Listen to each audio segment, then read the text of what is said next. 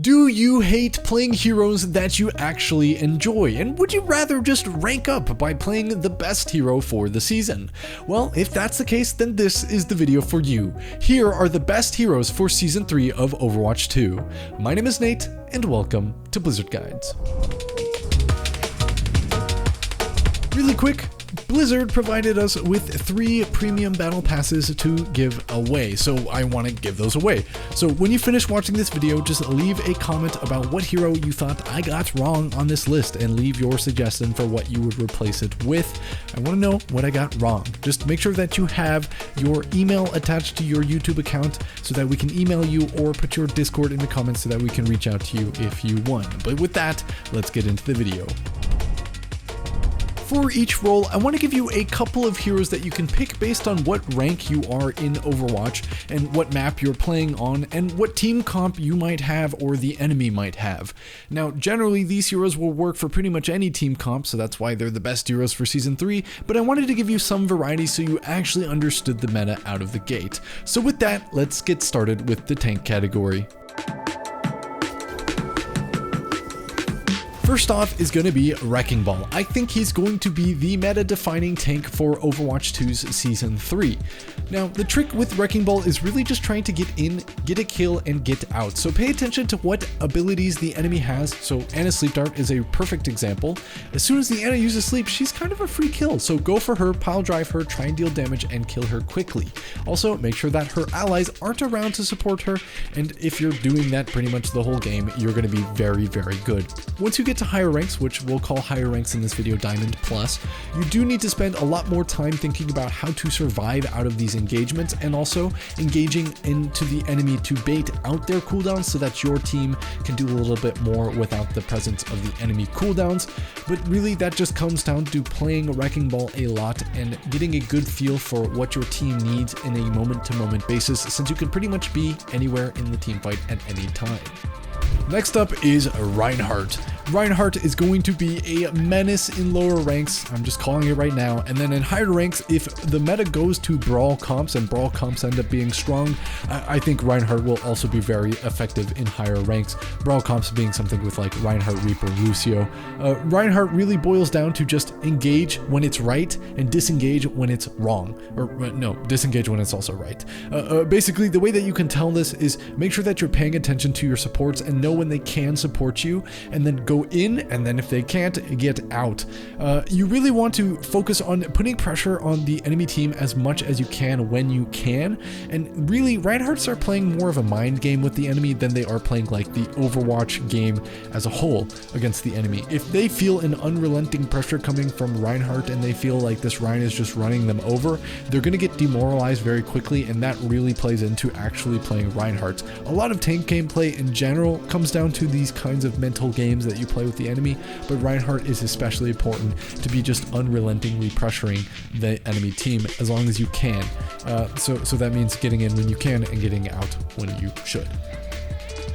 Next up is Orisa on this list, and Orisa is Orisa. She's still just who she was last season and the season before, so I'm not really going to elaborate on how to play her or anything like that.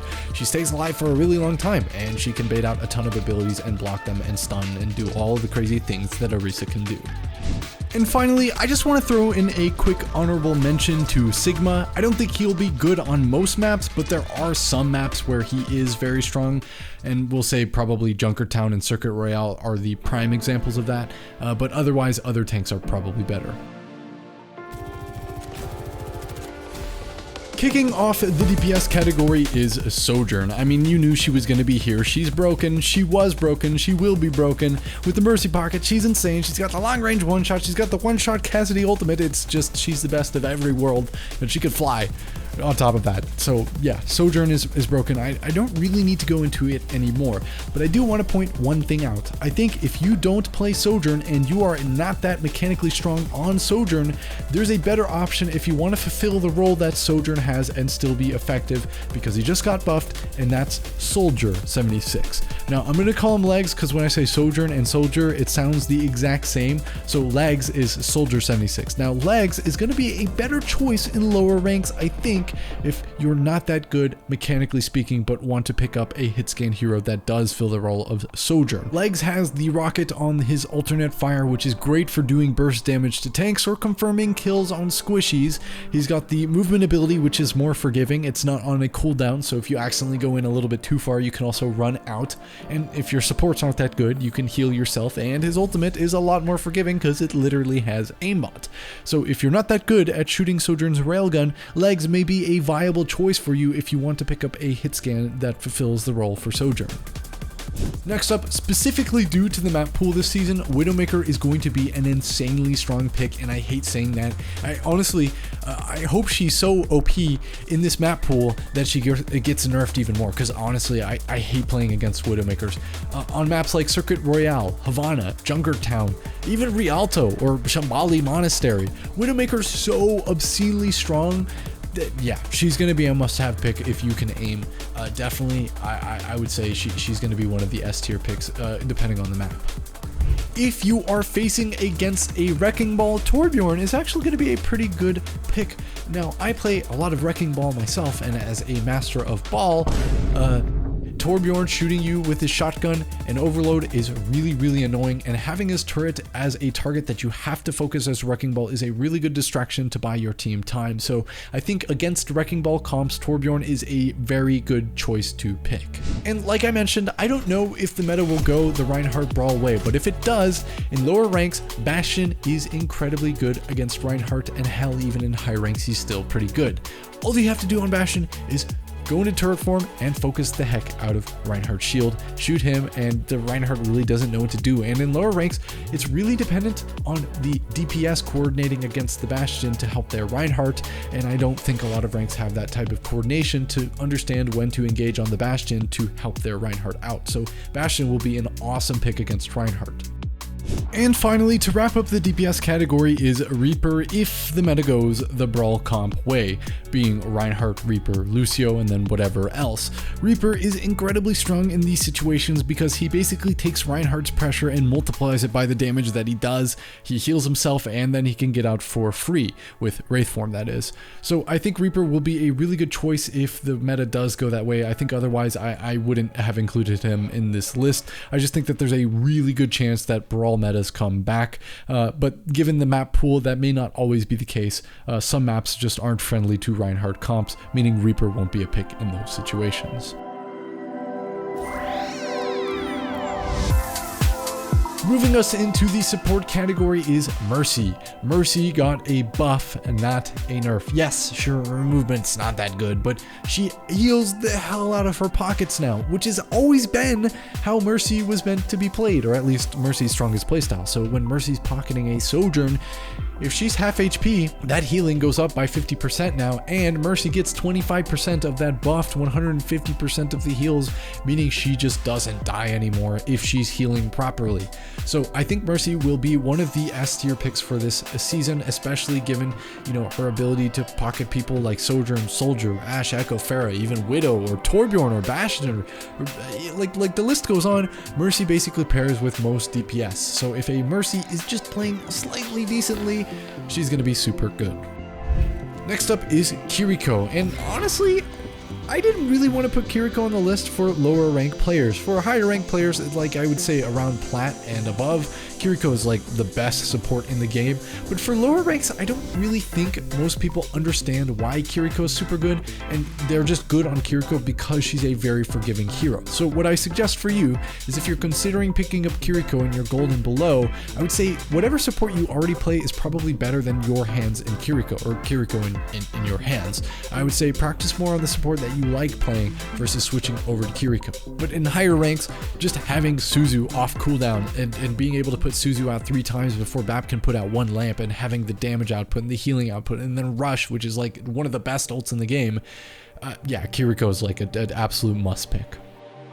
Next up is Lucio, and honestly, it's the same deal as with Kiriko, and honestly more so. I think lower ranked players just don't know how to use speed boost very well, and like tanks just don't play around it at all. So I think Lucio is not a great pick, but for high ranks, and we'll say that's probably Diamond and really Masters and GM players do know how to play Lucio. I think the comps with Reinhardt, Reaper, Lucio are going to be super good. I don't know what the other two characters would be. I would say probably Lucio, Kiriko, and the other DPS is map dependent. That's just going to be super good. And finally, to close off the support category is Brigitte. Now, this one's kind of underrated. I think in lower ranks, she's kind of a new option that opened up for players that play like Mercy, Moira, that maybe aren't the mechanically strongest, but are game sense strong. Brigitte is kind of that filler option so that they can play off support.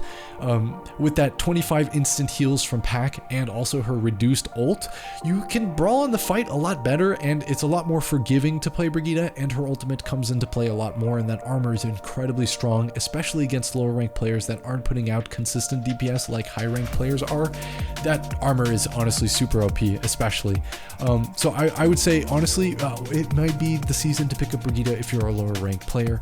I think the important thing when playing Brigitte is just focus on staying alive as much as possible and dealing damage as consistently as you can, meaning you don't want to like be getting kills with Brigitte, but you want to be tickling as much as and as long as you can, because that keeps your Inspire uptime very high.